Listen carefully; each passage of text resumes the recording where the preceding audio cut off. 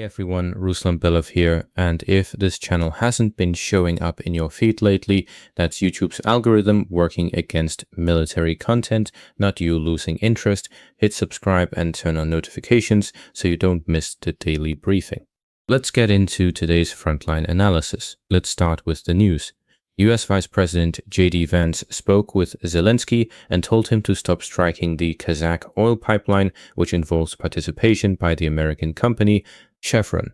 A few weeks ago, attacks on the pipeline did in fact stop, and there hasn't been a single attempt since, which raises a genuinely interesting question about how much leverage American officials actually hold over Ukraine's political and military leadership, and whether that leverage extends to operational decisions on the battlefield itself. Worth noting, this pipeline supplies more than 1.4 million barrels of oil to world markets daily, so if the strikes had continued, fuel shortages would likely have spread further across Eastern Europe. There were already early signs of trouble at the pumps in several countries, but it looks like the pipeline resuming full capacity has stabilized the situation for now, at least until the next flashpoint. Overnight, Ukraine was also struck with Garand drones and ballistic missiles. The epicenter shopping mall was completely destroyed, and warehouses were also hit. It looks like we're going to get used to strikes like this. They're becoming routine rather than exceptional, which says something about how this war is settling into a grinding attritional rhythm on both sides. Damage on both sides is running into the billions of dollars. The Russian e-commerce company Wildberries reportedly lost around $3 billion. I'd estimate Ukrainian side losses are approaching $1 billion. Ukraine simply has fewer and smaller warehouses to target, so the raw numbers are naturally lower, but the impact on ordinary citizens and on retail supply chains will still be very much felt. Strikes on Odessa continue hitting both infrastructure and bridges.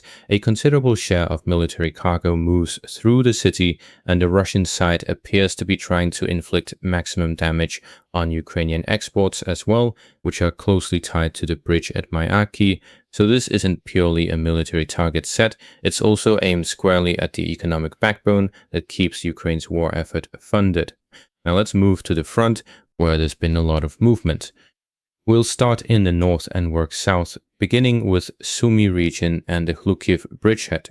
Russian forces advanced north of Bakhevsk and took part of the border territory under their control. They're expanding the bridgehead and taking as much territory as possible, effectively building a buffer zone between the two countries. The gray zone near Ulanov has also expanded right up to the settlement itself, meaning Russian troops are now entering the settlement. There's no objective control footage yet, but it's expected the settlement will come under Russian army control soon. There's also movement from the settlement of Kharkiv toward Vchansk. All of this progress is still within the gray zone, active fighting is underway, and Russian infantry has advanced somewhat in several spots. Moving to the main Sumy front, there are important changes here too. As I've reported before, Ukrainian forces tried to attack Russian assault units that had taken the settlement of Mokhrizhia, apparently without success. Russian infantry north of the settlement has pushed a bit further into the Sumy forest. There's also minor Russian progress near Korbivchina. Right now the movement here is converging like two closing pincers. Ukrainian forces risk encirclement and losing a small but important section of the Sumy forests. The Russian bridgehead in Sumy region continues to strengthen. There's no major movement visible yet. Troop numbers involved on the Russian side aren't especially large, but the Ukrainian side has also pulled significant forces here to counter them, since losing a city like Sumy is something they very much want to avoid, both militarily and symbolically. Moving on to Kharkiv region, where there's more positive news for the Russian side. In the settlement of Kosasha-Lopan, there's Russian progress both to the west and to the south toward Novokosasha, along with progress by Russian infantry near Optivka. At the same time as clearing Kosasha-Lopan, Russian infantry has pushed south along the Belgorod-Kharkiv highway and advanced several kilometers deeper. Every kilometer here matters. The closer to Kharkiv, the more logistical problems it creates for the Ukrainian military. If Russian forces manage to get a few kilometers closer to the city, they could potentially bring the Kharkiv ring road under fire control using first-person view FPV drones. This small bridgehead is gradually expanding, and within perhaps 6 months we could see a Vchansk bridgehead roughly 20 kilometers deep and possibly over 20 to 30 kilometers wide. Beyond that, there's little strategic sense in pushing further, since Ukrainian forces could fire straight across the territory from the flanks, turning any deeper salient into a liability rather than an asset. Within a few months, we could well see this bridgehead link up with the one near Lipsy, which would be a meaningful shift in the shape of the entire Kharkiv sector. Now to the main Vovchansk front, where there's also a lot of movement. Russian forces are advancing toward Petrivka in the south. In the east, near Bely-Kolodiaz, the advance is heading toward Prikolotne, a very important settlement. From Ivanivka, the advance is now reaching Vasilivka, and there are reports Russian troops are already on its outskirts. The next settlement past Vasilivka is Blahodatne, which sits essentially between the two pincers that are supposed to meet in that area. Fighting there is intense, and the Russian side is putting in major effort to close this roughly 350 SQKM pocket as quickly as possible, so forces can be freed up for a further push south. On the eastern side, Russian forces are advancing toward Dovzhanka, another very important settlement with a substantial advance of 5 to 6 kilometers to the southwest. Also today, the northern grouping of forces Siva has finished clearing the settlement of Vodiane. On the eastern flank, the Russian grouping has effectively set its sights on Prikolone and is advancing on it quickly. Only about 6 kilometers remain to the settlement's outskirts. Given the pace the Russian side has built up here, it's quite possible Russian infantry will be at its outskirts or even inside it by the end of August. The settlement isn't small for this part of the front, so fighting inside it will likely continue for some time once it starts. South of the settlement, Russian forces are encircling Volkivka, another important settlement where the Russian army will want to push the eastern flank out as far as possible to secure the area from flanking attacks. Overall, we're watching this episode approach its conclusion with a large section of the front about to pass into Russian hands. You could even say a roughly 20 km deep buffer zone has been created in this part of the front, though I don't think this is where it stops, given the momentum on display here. Let's move to the Sloviansk front, where there are also reports of Russian infantry expanding its zone of control near Mykolaiivka, with movement toward the settlement from the south near Rai-Oleksandrivka as well. We haven't had objective control footage from here for a while, but reliable Russian open-source intelligence accounts report that Russian troops are already inside Mykolaiivka itself, with fighting underway for this important settlement. A bit further south, there's significant Russian progress toward Kramatorsk from Yerkivka. Russian forces have advanced along the M03 highway toward the city itself. If this progress checks out, near Nikanorovka, Russian forces reportedly seized major AFU, Armed Forces of Ukraine fortifications. The map shows just how substantial the strongpoints AFU built here were, which tells you how seriously this sector was defended before it started to crack. Nikanorovka is also being encircled from the north. According to open source intelligence accounts, major AFU fortifications were also seized near Persomaivka. We'll wait for further confirmation from other open source analysts. If this holds up, it would be a major success for the Russian side's advance on Kramatorsk and one worth watching closely over the coming days. Now to one of the main stories of the past day, the formation of a pocket that AFU troops have once again fallen into through what looks like their own carelessness and lack of foresight. This happened in Zaporizhia region. Take a look. Units of the Vostok East grouping advanced from Kristoforivka and took the neighboring settlement of Nov Pol. Objective control footage confirming the presence of Russian troops in the village came in yesterday. As a result, the section to the east, really to the northeast, is now de facto encircled. As you can see on the map, it hasn't fully closed yet, but the remaining gap is barely worth calling an escape route. Let's actually measure it, roughly 2 kilometers, so about 1 kilometer on each side. In the age of drones, slipping through that is essentially impossible. Even without drones, this stretch would be exposed to fire from both directions, let alone with them. All told, this is a fairly sizable area, around 40 square kilometers and 3 settlements now caught in the AFU pocket. Forces here aren't large, something like 50 fighters, but even so, those 50 fighters can no longer get out.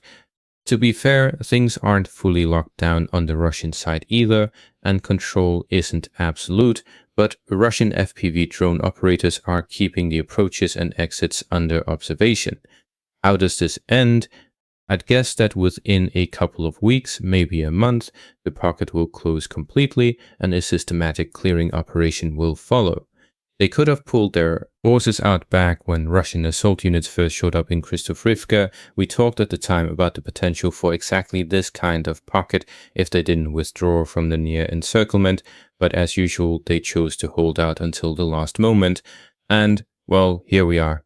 Nothing new, as they say. It's a pattern we've seen repeated across this frontline time and again, and it rarely ends well for the side that waits too long.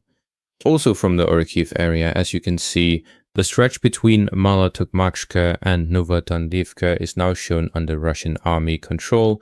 Overall, there's heavy fighting underway in Kharkiv itself, with Russian forces continuing to press inside the city, while the Ukrainian side brings in reinforcements for counterattacks. Neither side has gained a clear upper hand in this fight yet, and I expect it will take some time, since AFU is pulling significant forces into the area too, which usually means the fighting drags on rather than resolving quickly. If the AFU command had hesitated a bit longer, Kharkiv could plausibly have been lost within a couple of weeks of medium-intensity fighting.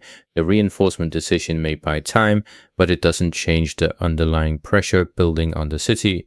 And one more thing, from the north, from Sumy and Kharkiv regions, expect some good news within the next 2 to 3 days, maybe 4 at the most. It's coming. Summing up the past 24 hours, 2 more settlements and roughly 13 square kilometers of territory came under Russian control. AFU made no advances over the past day. That covers the frontline situation for today. Now let's shift gears and get into today's broader news picture. First up, German outlet Berliner Zeitung reports that Ukrainian air defense won't be able to intercept Russian missiles this winter, and this is a story that deserves attention beyond just the headline numbers. Ukraine is heading into the winter with Western air defense stockpiles shrinking, while Russian missile production keeps running at a high, sustained pace. According to CSIS estimates, global stocks of Patriot interceptors had fallen to under 827 missiles by the end of July, and THAAD interceptor numbers had dropped to under 278 units. Rebuilding US stockpiles at current production rates could take several years, which tells you this isn't a problem that gets solved with a single emergency shipment. The outlet cites an estimate that Russia produces around 55 to 60 Iskander-M, 9 M723 ballistic missiles per month, plus roughly 50 additional 48 N6 missiles for the S-300/400 systems, a production tempo that Western interceptor manufacturing simply hasn't been able to match. Zelensky had previously tried to secure 300 PAC-3 interceptors from the US before winter, but Washington didn't agree to the delivery. After that, Kiev turned to its European allies, but Greece, Spain and Finland also declined to hand over a significant share of their own stockpiles, citing the need to keep their national air defense systems combat ready. That refusal from multiple European capitals at once is telling. Everyone is now guarding their own reserves more carefully. And one more block for you, the World Bank has recorded a staggering level of poverty in Ukraine, and the figures here are genuinely sobering. According to World Bank data, the share of Ukraine's population living below the poverty line reached 41.6% in 2025, roughly double the figures recorded since 2021. This rise in poverty is coming alongside falling real incomes and a sharp increase in the cost of basic goods and services. The most vulnerable remain low-income families who are being forced to cut consumption and take on debt just to cover everyday expenses. Food prices have jumped 80%, utilities are up 70%, and 17% of people are now having to rely on microloans just to cover basic needs. At the same time, the gap between different segments of the population remains stark. The economic crisis is hitting low-income citizens hardest, while, as they say, the well-connected Ukrainians have gotten another 10% richer. It's the kind of gap that tends to widen further the longer a war economy grinds on. That's it for today's briefing. Thanks for watching, and if you found this useful, give the video a like and make sure you're subscribed. It genuinely helps the channel reach more people who need to see this. Take care, and I'll see you tomorrow. Ruslan Belov signing off.